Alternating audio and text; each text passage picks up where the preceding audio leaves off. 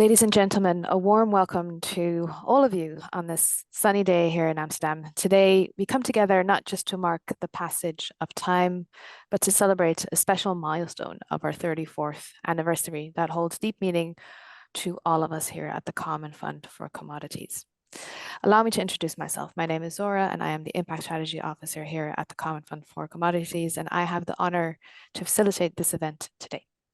And as we embark on this anniversary event, I'll take a moment to recall the journey that led us here, the stories that have shaped us and the founding member states who've stood by us every step of the way. It's a time to honor the past, enjoy the present, and look forward to the future. We're honored to have two distinguished guests here today.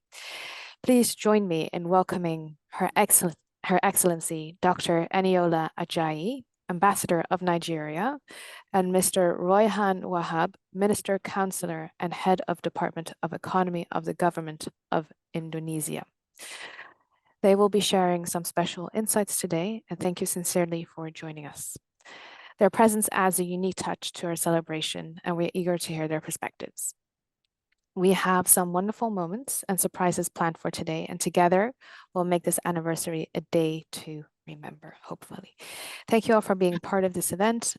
We have a very short video on our journey thus far, after which our Managing Director, Ambassador Bilal, will take it away. Thank you very much. Over.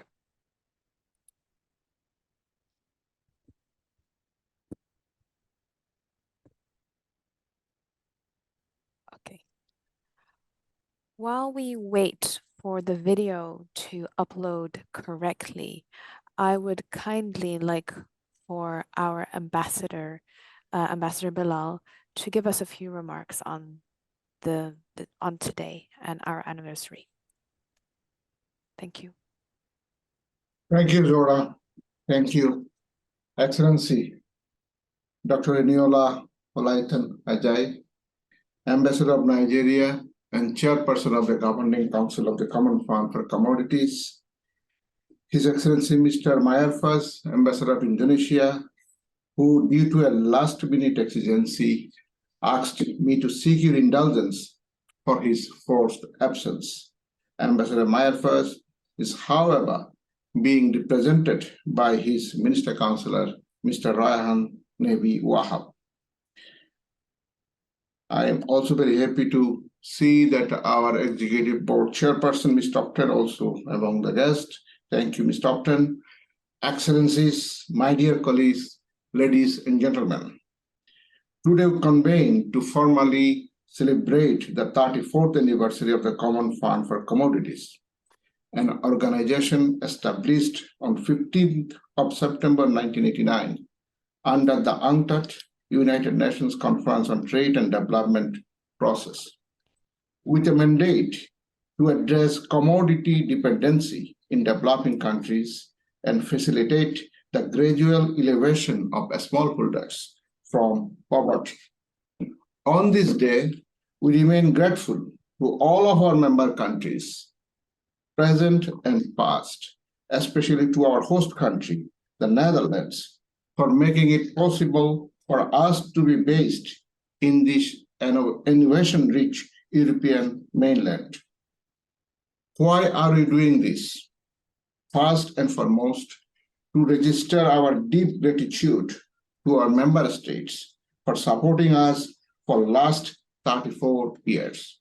And secondly, to seek your much engaged participation with only 7 years remaining for the implementation of the Sustainable Development Goals. It is known fact now that only 15% of the SDG targets are on track to be being achieved by 2030. Against this sobering backdrop, this webinar could be seen as an opportunity for all of us to accelerate action on the SDGs. To go ahead, we are gathered here to look back as well. Indeed, the origin of the CFC is rooted in the Resolution 93rd, Latin 4 of UNCTAD, which was adopted during the 4th session of the UNCTAD, which took place in Nairobi Kenya from May 1st to May 31st, 1976.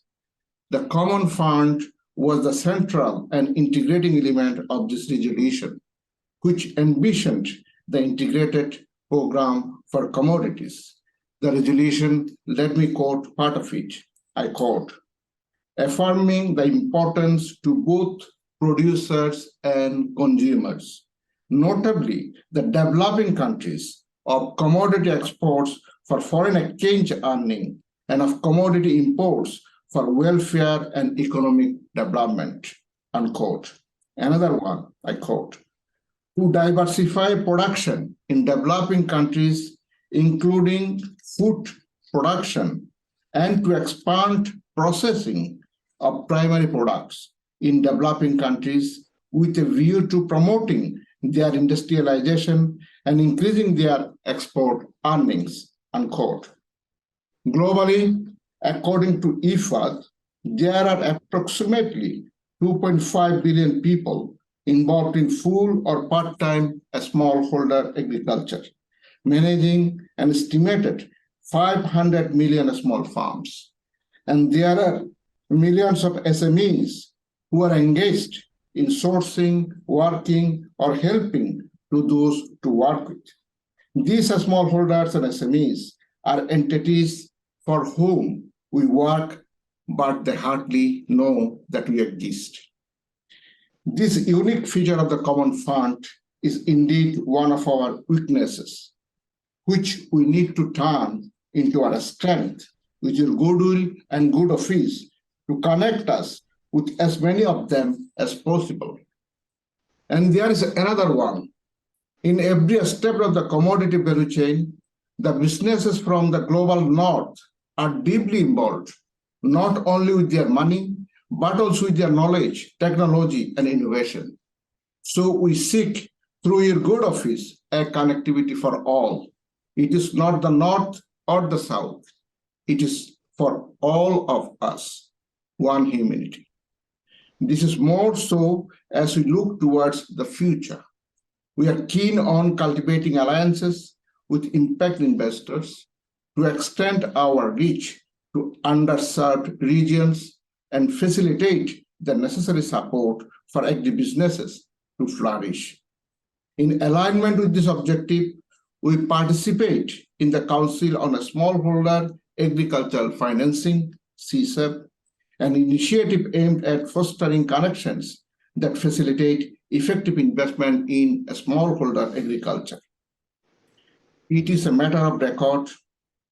As of latest report of 2022, we have approved 455 projects, totaling an investment of $974 million.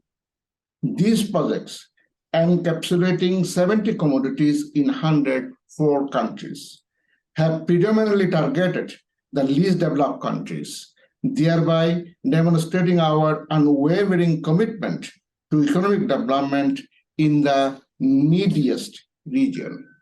Nearly 1/3 of CFC commitments go to the least developed countries, and out of 17 least developed countries who are also landlocked, 16 are involved in CFC projects so far. This is what leaving no one behind means for us.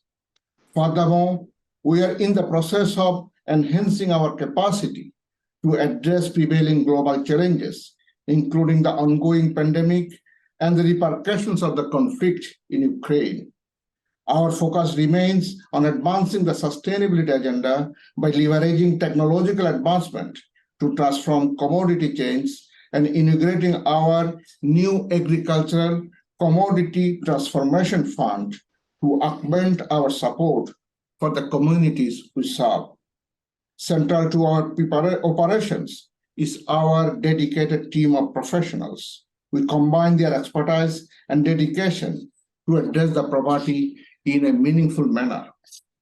Their contributions have been instrumental in enabling the CFC to achieve sustained impact over the past 34 years in collaboration with the businesses we invest in. It is their efforts that will continue to facilitate positive change in the coming years. Before I conclude, Excellencies, ladies and gentlemen, I would like to echo the Kenyan President William Ruto, what he said during his address in the recently concluded Africa Climate Summit. I quote, "The biggest contributor to debt distress in our continent is high interest rate. We pay 5 times more than others, meaning that, in fact, the architecture is set up in a manner that if you borrow, it will be difficult for you to pay.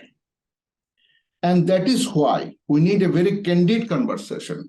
And we are saying this in all honesty about how to get concessional funding and how we pay what others are paying. And I ask in this gathering, a fair international financial architecture is not too much to ask," unquote, he added. Here in the CFC, we cannot agree more with the President of Kenya.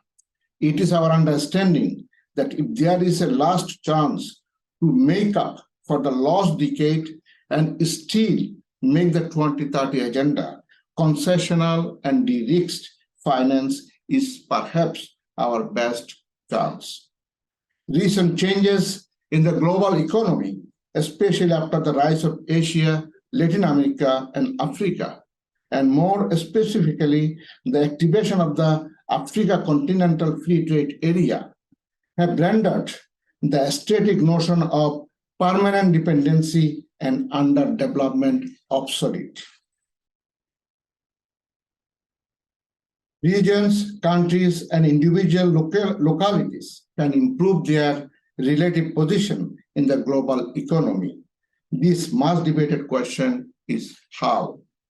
Sound macroeconomic policy, sector-specific commodity development policies, technology-enabled transformation, and farm-level responses to the demands of overseas buyers. We urge you to draw your attention to this sweet spot where overseas buyers meet our smallholders. Let us work in ways so that it works for both. As we speak, it is not. But we can do that with your help if we remind ourselves that we belong to one humanity. So your win should not be our loss, because it is not my loss alone. It is yours too. So let us work together to make it a win-win enterprise for one humanity. I thank you. Thank you, Ambassador, for those inspiring words. We are now, as promised, we will now show you a small video on the journey of the CFC. So hopefully this time it will work. Thank you.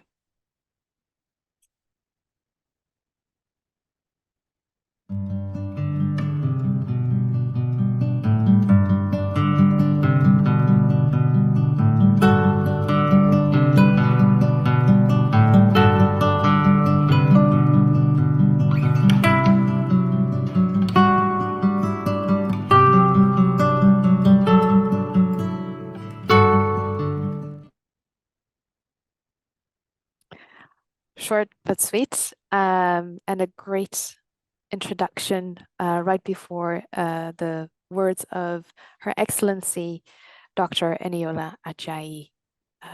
Thank you for coming and looking forward to listening to you. Thank you. Thank you very much for having me. Congratulations, CFC. Happy 34th anniversary. And congratulations to the 104 countries that are accredited to the CFC.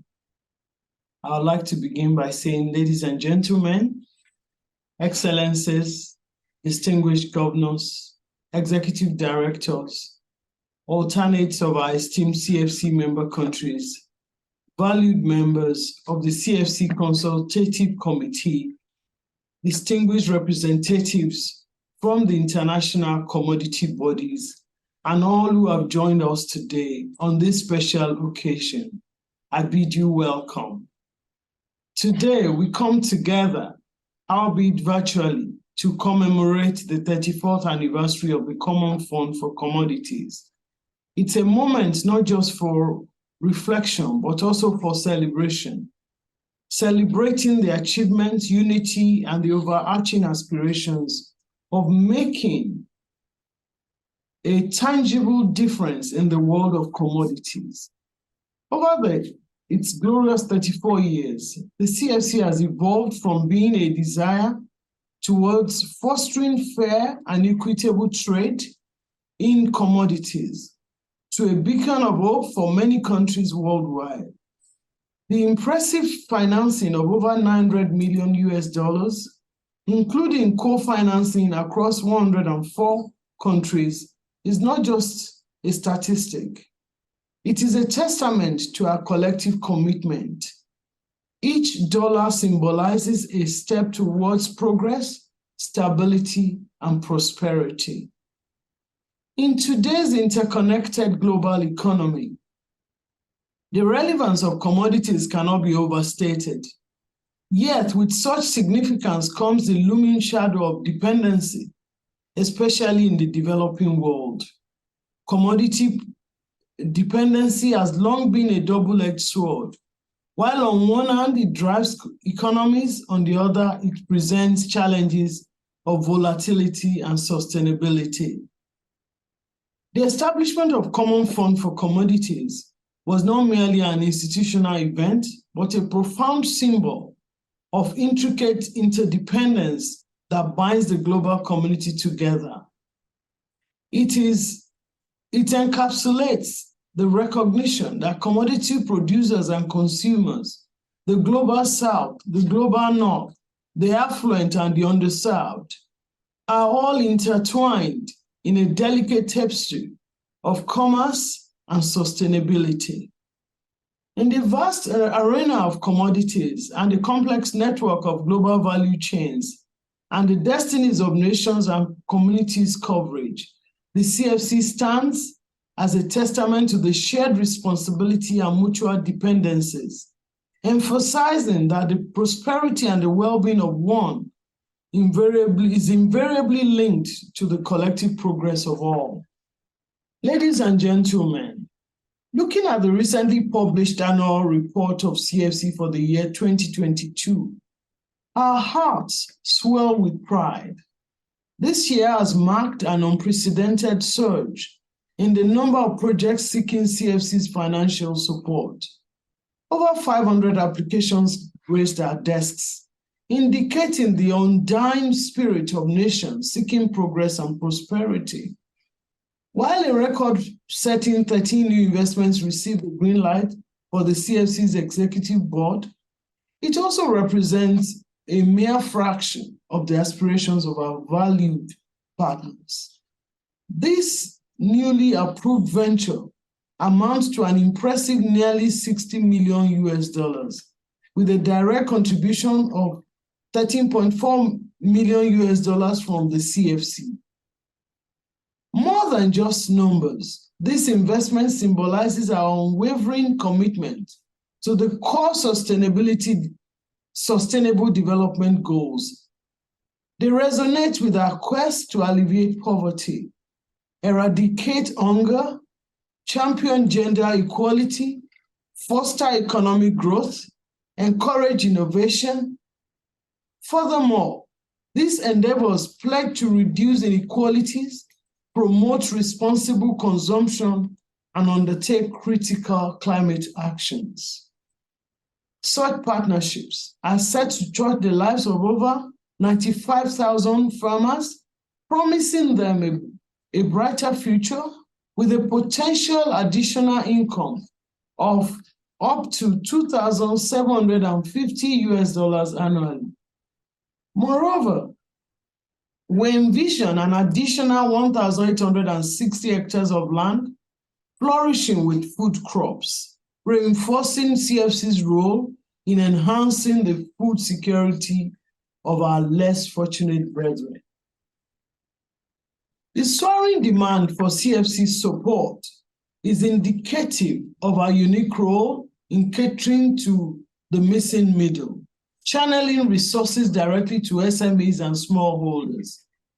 I would specifically like to congratulate all of us with the initiation of the Agricultural Commodities Transformation Fund, ACT for short.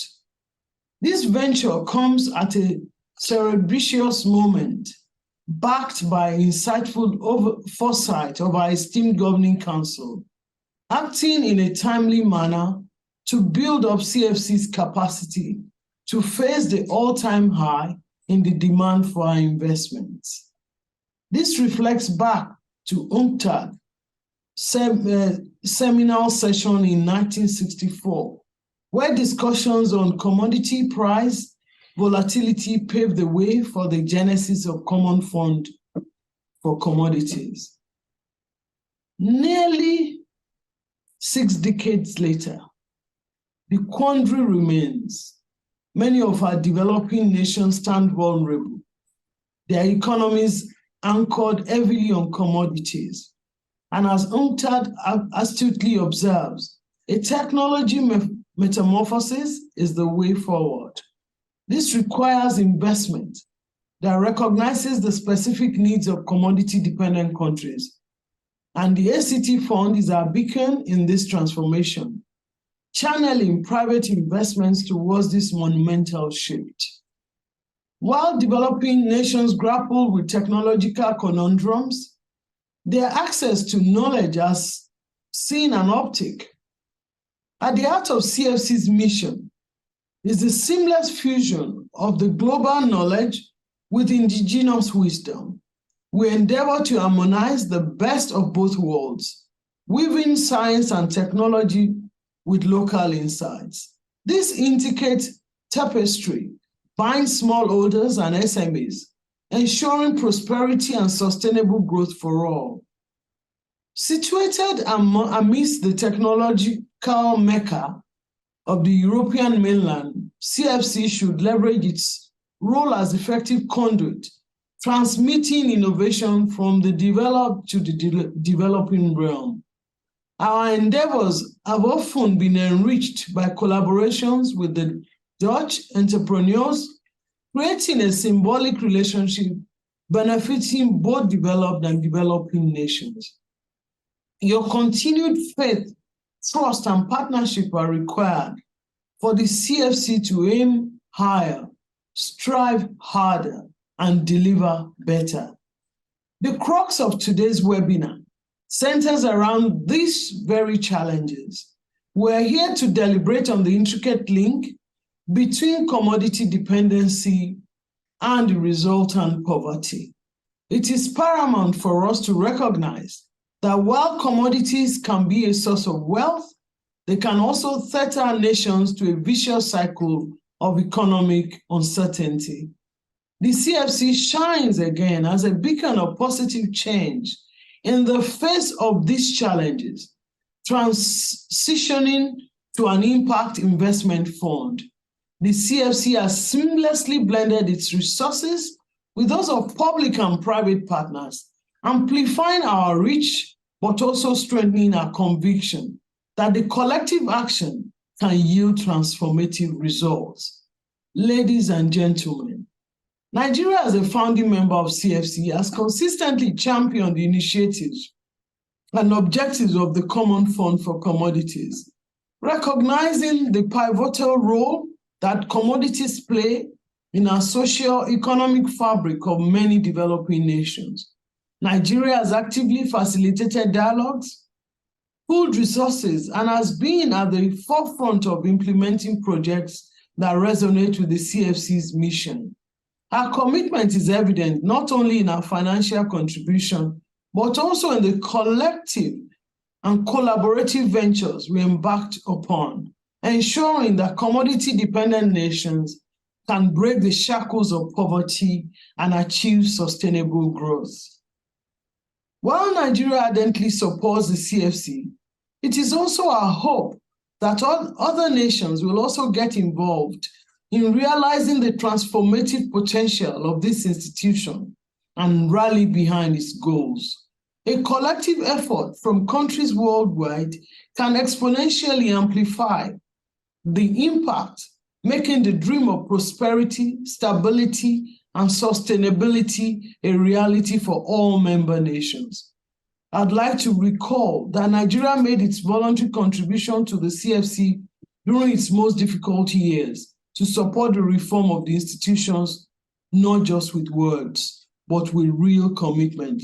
We therefore call upon our global partners to invest, collaborate, and provide new ideas, ensuring that CFC's ambitions translate into tangible results on the ground. Together, we can create a world where commodities become catalysts for positive change and inclusive growth. As we dive into our discussions today, let us remember the journey we embarked upon together. Let's celebrate the successes, learn from the challenges, and most importantly, envisage a future where commodity sector development projects genuinely uplift communities and free them from the shackles of poverty. Ladies and gentlemen, I would like to express my sincere gratitude to the MD and the entire staff of Common Fund for Commodities, and to each of you on this celebration call for the relentless efforts, passion, and dedication to the cause. It's your belief in the vision of CFC that makes it a significant contributor to the achievement of the Sustainable Development Goals through commodities. As we all stand on the cusp of another promising year in the history of CFC, let's recommit ourselves to its noble mission and high aspirations. I look forward to a fruitful exchange of ideas, innovative solutions, and renewed commitments. Thank you all once again. Welcome to the commemoration of CFC's 34 years of impactful service. Thank you. Thank you very much for those words, Dr. Eniola Ajayi. Great. Now we're going to have a little bit of a longer video on the CFC's impact and where we hope to land at some point in our future.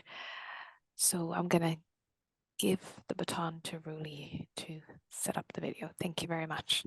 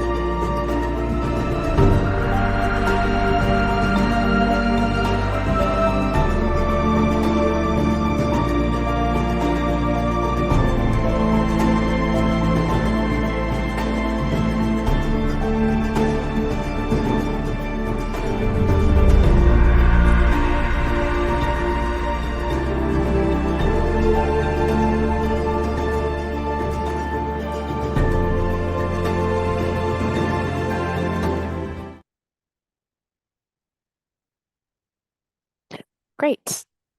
That went well with audio this time. This brings us to our second distinguished guest, Mr. Royhan Wahab, Minister Councillor of the Government of Indonesia. Thank you very much for coming and looking forward to hearing your insights. Thank you very much. Excellency Sheikh Muhammad Bilal, Managing Director of the CFC, Excellency Dr. Eniola Ajayi, Chairperson of the Governing Council, Excellencies, colleagues, member states of the CFC, ladies and gentlemen, a very good afternoon to all of you. First of all, allow me to humbly convey my deepest apologies. Due to an unprecedented circumstances, His Excellency Ambassador Mayafas is not able to join us today in this momentous event to personally deliver his remarks, and allow me to deliver his remarks on his behalf. Excellencies, ladies and gentlemen, I would like to express my highest appreciation to Ambassador Bilal for giving me the opportunity to share some thoughts in light of the commemoration of the 34th anniversary of CFC. On its 34 years of journey, this webinar is indeed timely and very relevant with our common interest to move CFC forward in the current global context. Today, we are witnessing a sluggish global economic recovery despite signs of improvement. This is taking place in the midst of widening divergences among economic sectors and regions. The IMF projected that global growth is to be around 3% in both 2023 and 2024, which, historically speaking, is still quite weak. Global headline, inflation is likely to decline more gradually into 6.8% this year. Lately, there have been some hopes with lower energy prices that helps reducing inflation, and the reopening of China after COVID-19 closure that helps boosting global activity. However, food price inflation around the world are persistently high. Thus, the economic activity of many countries is still burdened by the efforts to fight inflation and ensure financial stability. The most affected countries are in Africa, North America, Latin America, South Asia, Europe, and Central Asia. Last July, the World Bank found that agricultural, wheat, maize, and cereal prices were going up by 6 to 14%. This was triggered, among other, by Russia's announcement that it would not renew the Black Sea Grain Initiative due to ongoing geopolitical tensions. On the same note, India decided to prohibit export on non-basmati white rice due to increased domestic demand. Some say that this can cause a surge in world prices and trigger price volatility. Despite these moves, analysts said that global commodity markets were still relatively favorable. Wheat production were improving in several countries, maize production remains stable, and rice and soybean production may experience marginal adjustments. Excellencies, ladies and gentlemen, the ongoing situation in Ukraine, the pandemic, the slow recovery, the trade policies, the soaring prices of food, agricultural inputs, and energy have different impacts across regions and populations. They have differing consequences on hunger and food insecurity. FAO estimates that hunger was no longer on the rise at the global level in 2022. Yet, this indicator was still far above pre-pandemic levels. Around 9.2% of the world's population, or approximately 700 million people, faced hunger in 2022. About 2.4 billion people did not have constant access to food. Further, food crises were still unfolding in many parts of the world. As such, we are still far off track to meet the Sustainable Development Goals, particularly Target 2, Zero Hunger by 2030. The 2022 Global Food Security Index illustrates that the global food environment is deteriorating. While 2019 was a peak, the following years were a huge decline due to shocks from skyrocketing food prices and hunger on an unprecedented scale.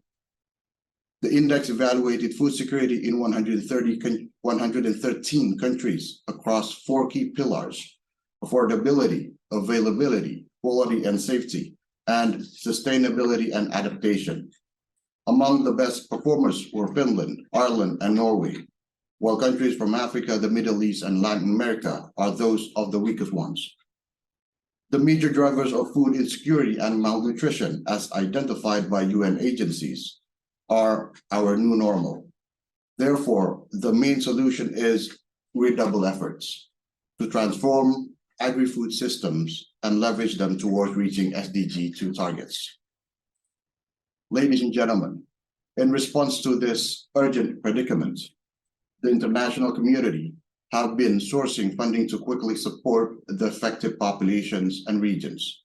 The World Bank, since the past year, has gathered $30 billion to finance existing and new projects in agriculture, nutrition, social protection, water, and irrigation. The FAO initiated Global Food Import Financing Facility to help countries pay for their import bills and meet their needs. As of earlier this year, food security funding requirements are estimated at $18.8 billion, but only over 50% of funding requirements were met. Similarly, the funding gathered by the WFP to allocate emergency food assistance did not meet with the growing needs. For their part, the European Union stepped up efforts on agricultural production to mitigate shortages on the global markets and provide over 8 billion euro to support vulnerable populations and countries. Ladies and gentlemen, we are aware that the CFC has been playing a crucial yet specific part in the global commodity landscape and hence in safeguarding food security. The fund has focused on providing people with access to safe, nutritious, and sufficient food sustainably. It is aiming to address commodity dependence through value chain upgrading and product diversification. About $3.9 trillion in funding is still required to achieve the UN SDGs, and the fund is focused on filling this gap. Less than 3% of sustainable financing goes to lower income countries. Thus, the key role of the fund here is to support for projects that increase smallholders' productivity and resilience all over the world. Closing such funding gap has been always challenging and tough. At times, the fund struggled to finance commodity projects proposed by stakeholders in recipient countries.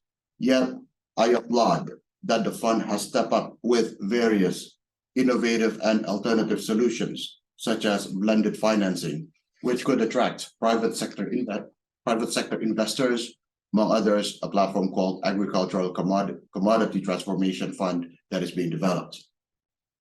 I also commend member states for their continuous commitments, trust, and contribution to support existing and new projects throughout the years. I also encourage member states to support the ACT Fund by approaching and extending the offer to prospective private sectors and business community in your countries.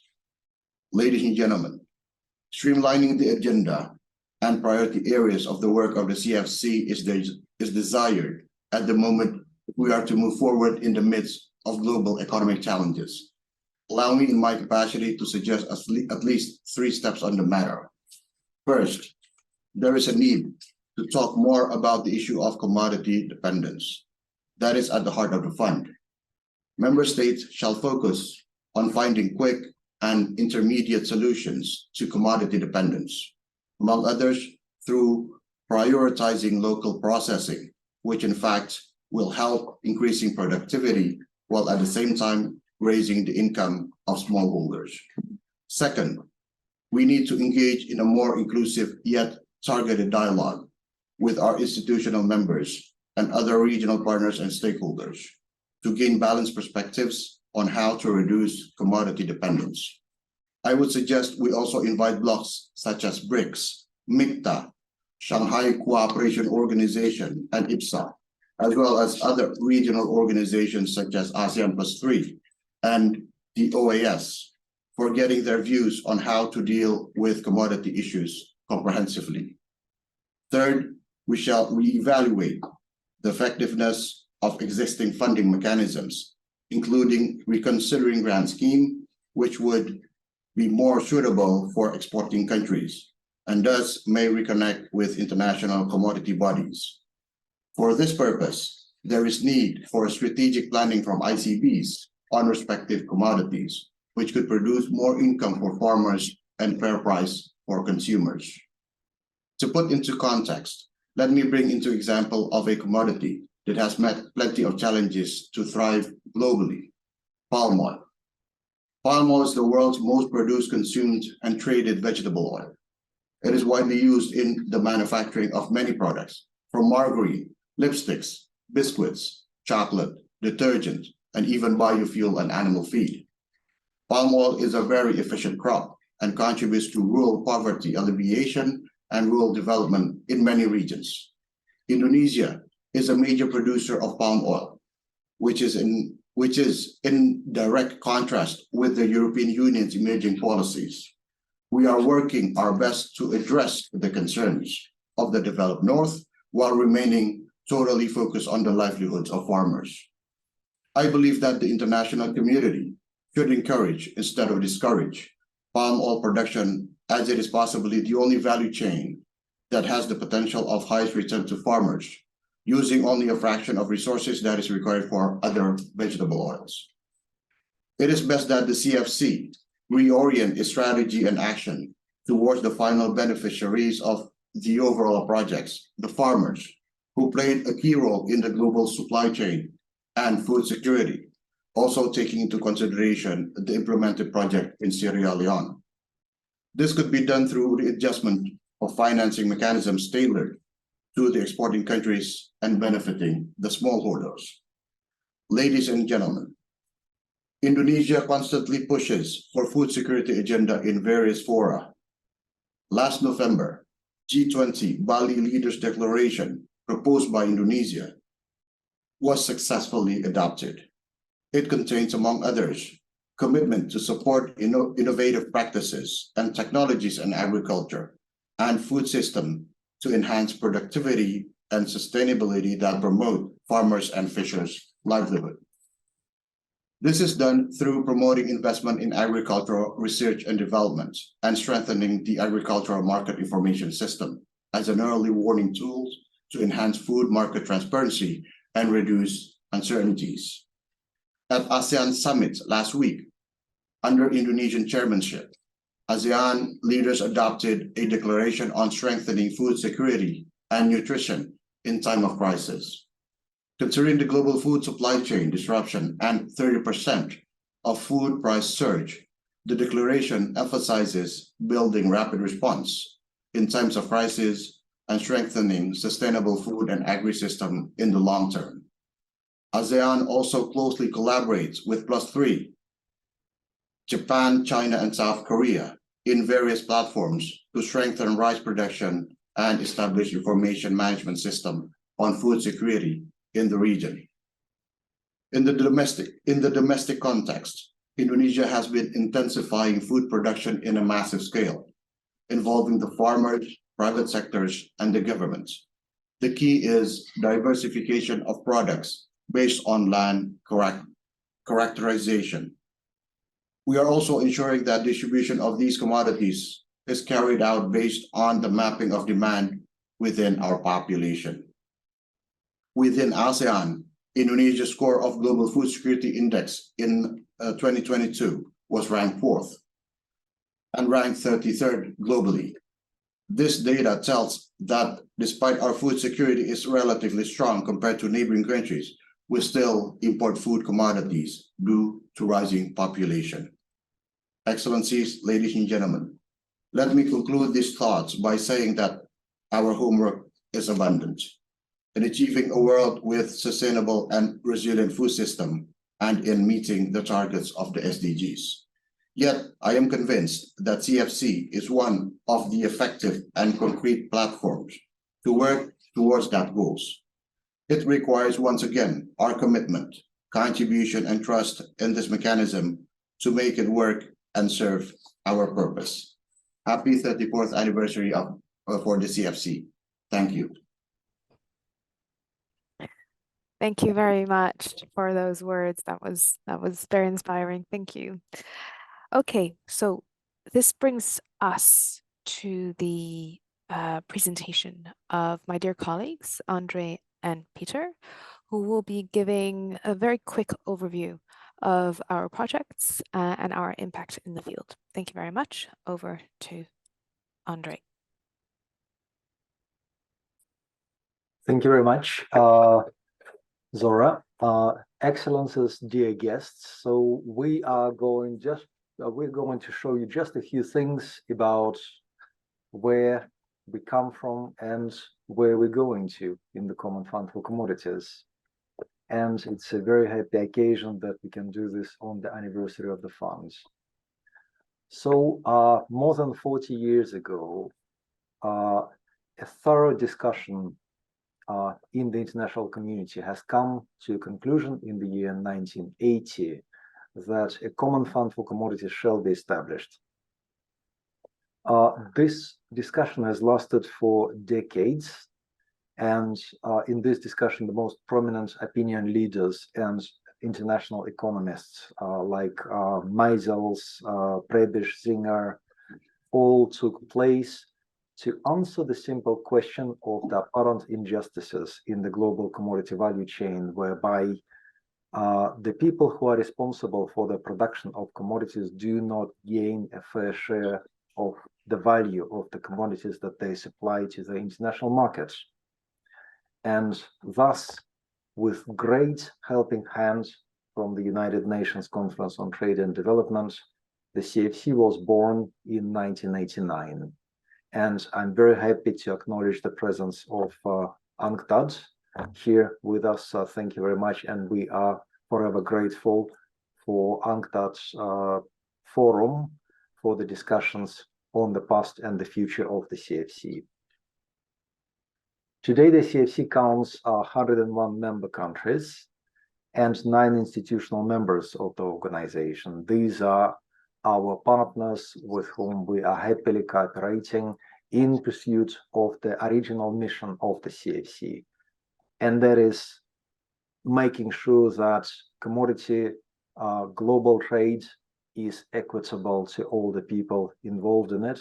And this allows the countries who produce and deliver commodities to the world to come out of poverty, to take advantage of the natural endowments, and get out of the trap of the commodity dependence. We have been busy. Since 1989, the CFC has been busy. In 1991, the first project has been approved. And over the years... Andre, sorry to disturb you. There is a menu bar in the middle of the screen. Can you please...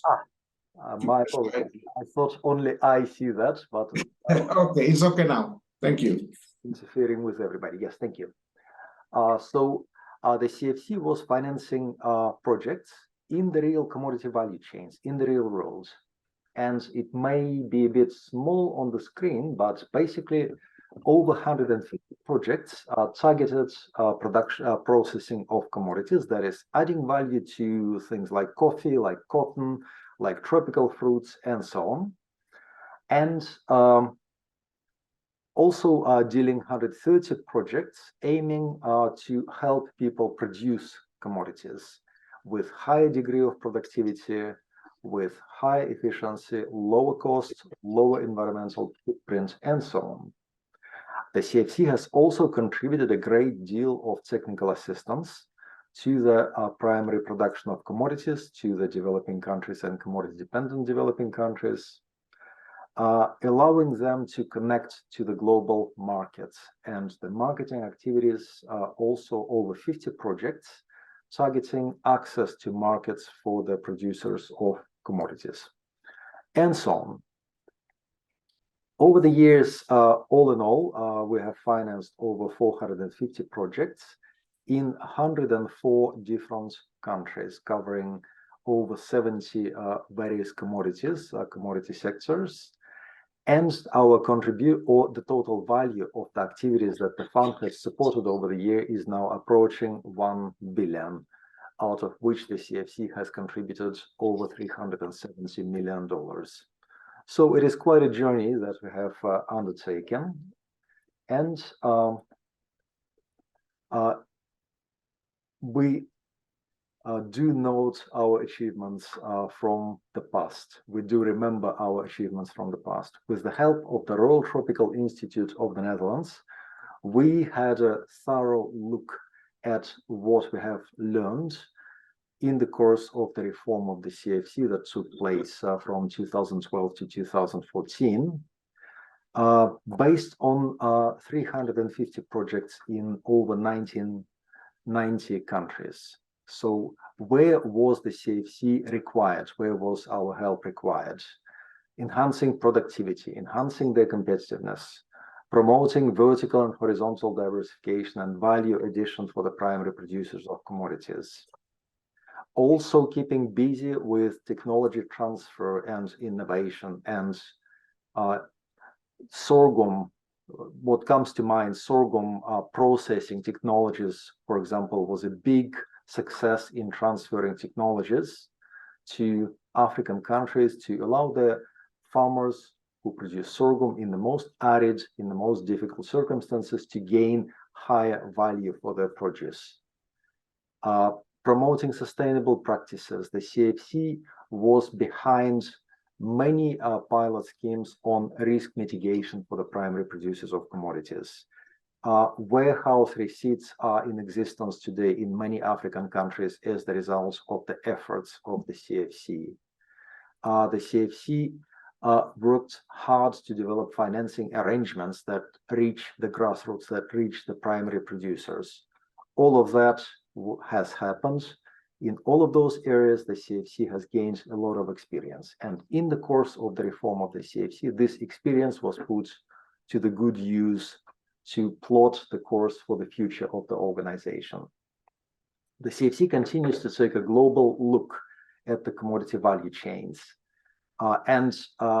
Commodities are still the blood of the global trade. And that's the blood of the global trade that provides income to the commodity-dependent countries. It is no longer North versus the South. The CFC has come to recognize that there is a lot of value to be gained in the development of South-South cooperation on the global scale. And in the globalized economy, while the relative value of commodities may not be very high in percentage, commodities remain the foundation of the global economy and will remain so for the near future. So we'll look at dealing with the challenges. And the challenges that were evident at the outset of the CFC and that are still evident today is the price uncertainty, the volatility of market prices, the pressure from the markets on the primary commodity producers. Financing has already been mentioned by the distinguished speakers as a big impediment to the development of the commodity sector, and the CFC certainly looks at providing financing to the small and medium enterprises at the grassroots of the commodity value chains. And recently, the world attention has turned a lot to the environmental footprint of activities. We believe that there is a lot that remains to be done on using the environmental and natural resources wisely in the production and trade of commodities. So to give you a few practical examples, in the true spirit of the CFC being a practical institution, I'm going to ask my colleague, Mr. Peter Nielsen, to say a few words about some examples of the projects that we are doing today. So, Peter. Thank you, Andre, and I will be continuing to talk, among others, about the environmental footprint of the type of projects that we currently finance. So, as hinted at by the counselor from Indonesia, we have recently signed a new financing agreement with a palm oil exporter out of Sierra Leone.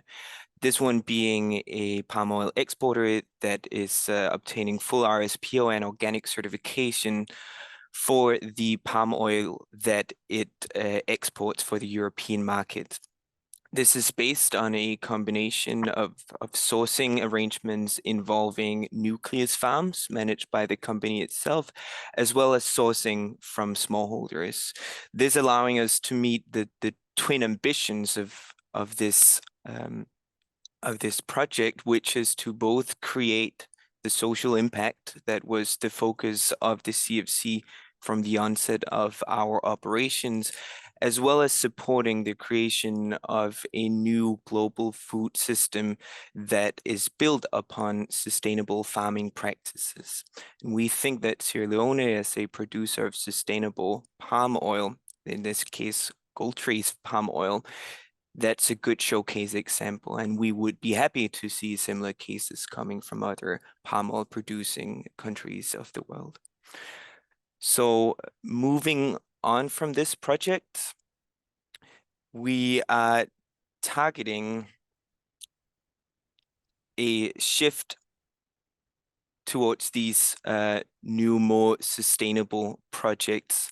This involves focusing on both new crops, palm oil not being as such a new one, and neither is the one that we will be seeing in a few minutes, but also the inclusion of revenue streams from payment for ecosystem services.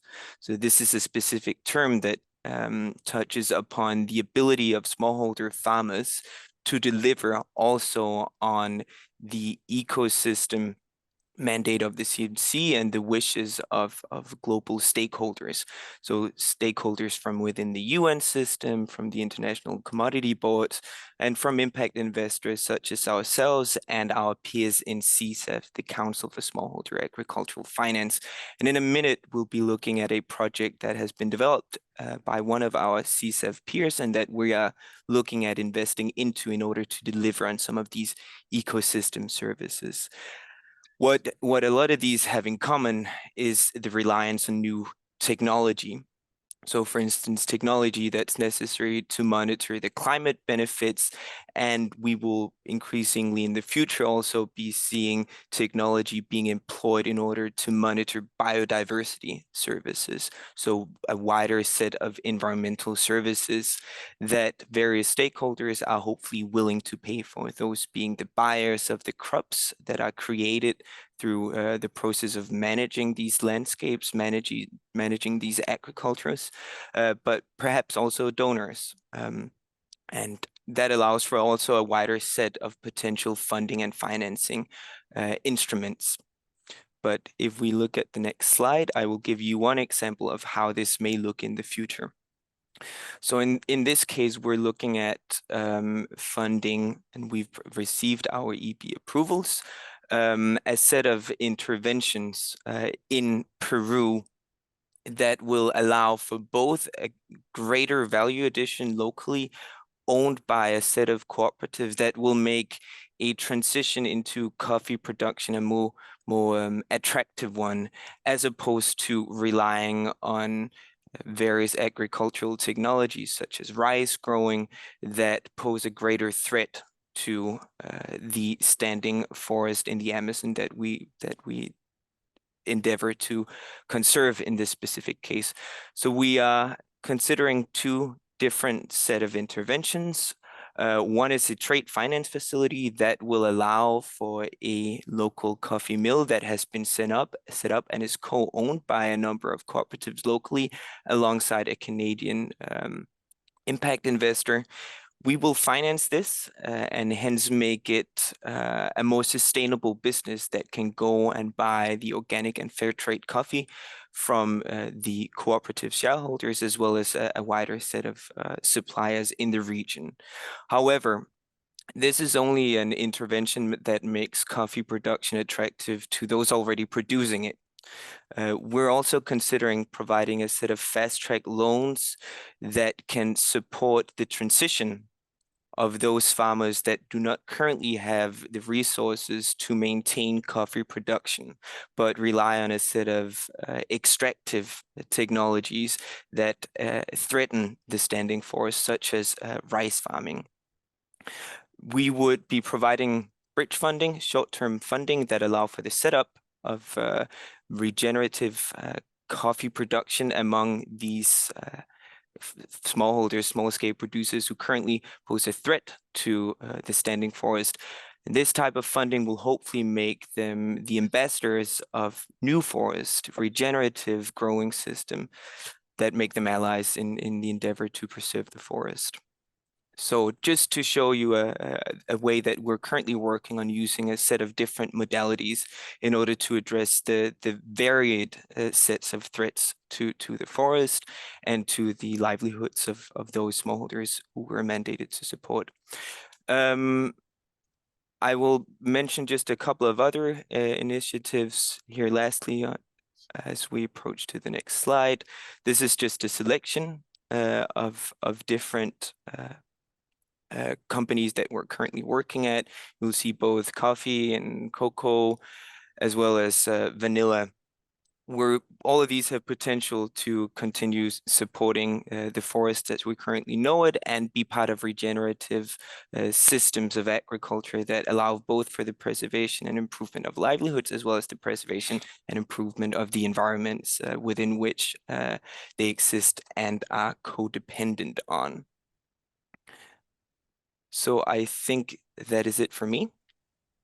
Great. Thank you, Peter. Oh, yes, the last And slide. over to Yes, Andre, thank you very yes. much, Peter.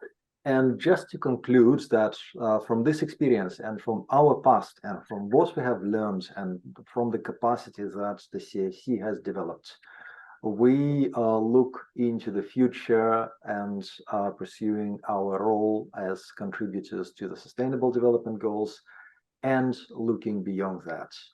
We are thorough in the assessments of our impact. In the annual report, you can find the details of our impact strategy, and we evaluate that we are helping more than 400,000 people, contributing a great deal to the incomes with a good involvement of women, and the involvement of women is rising, generating good impact on the food security, and not leaving behind, especially not leaving behind the least developed and landlocked countries. So with that, I would like to conclude the presentation. Thank you very much for your attention. And I was wondering if there were any questions or any follow-up remarks. Thank you very much.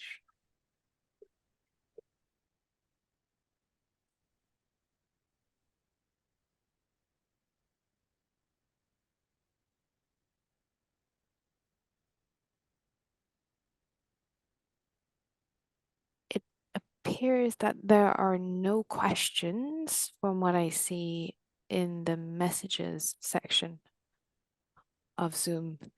So if there are no other questions or remarks, I would like to conclude this event. Thank you very much for being part of our anniversary. It's very much appreciated. Also, thank you very much to Her Excellency Eniola Ajayi and Mr. Royhan Wahab for joining us in this celebration. And thank you for the people who have joined remotely.